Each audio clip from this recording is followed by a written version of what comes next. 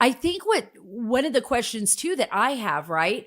And just going to you as an expert is, do we feel that these could very well be very real threats, or do we think that maybe they're whatever is observing us is here for I don't know, maybe for purposes that are not threatening, either observing or assisting?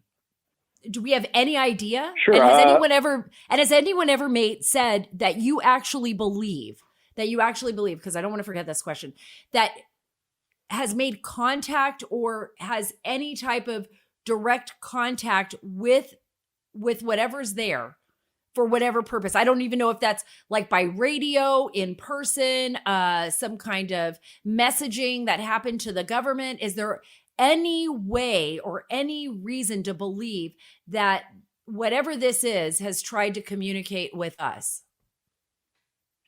Well, I have been asked that question before in a formal capacity, and my answer has always been consistent.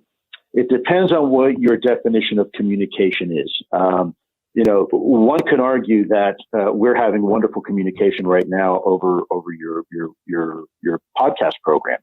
But communication isn't necessarily always verbal. There's ways to communicate intent and feelings with one another that can be simply as that of a hand gesture, right? When we are in the military, we do a show of force against a potential adversary. We're not talking to them on the radio. We're just flying a bunch of combat aircraft in and around their strategic equities. And that is a form of communication, right?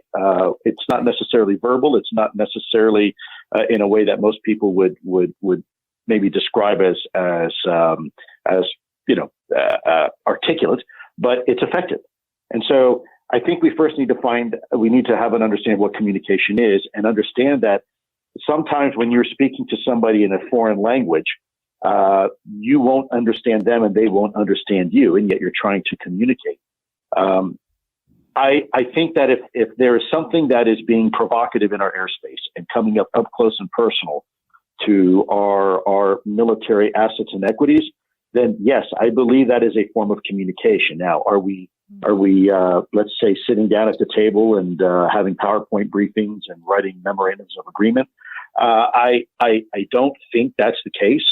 We never really saw that as being the case in ATIP when we were in ATIP. But truth be told, there was speculation that there may have been other programs in the past that were doing what we were doing in ATIP and had different data. So, I can only speak from my perspective and in my time at ATIP. I certainly wouldn't want to speak authoritatively for the entire U.S. government, about anything and everything.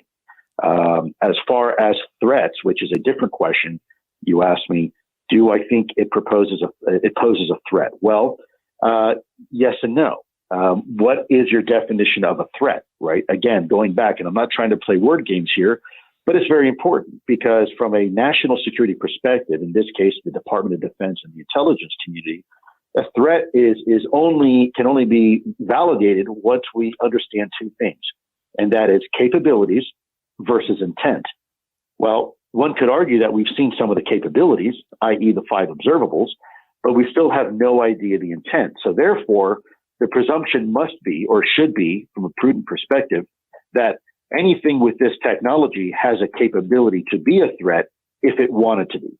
So we need to figure out what the intent is. There's a lot of other questions we need to ask ourselves before we can surmise if something is or is not a threat. And I tend to come from a community where we'd rather be safe than sorry. We presume everything is a potential threat until we are sure it is not a threat.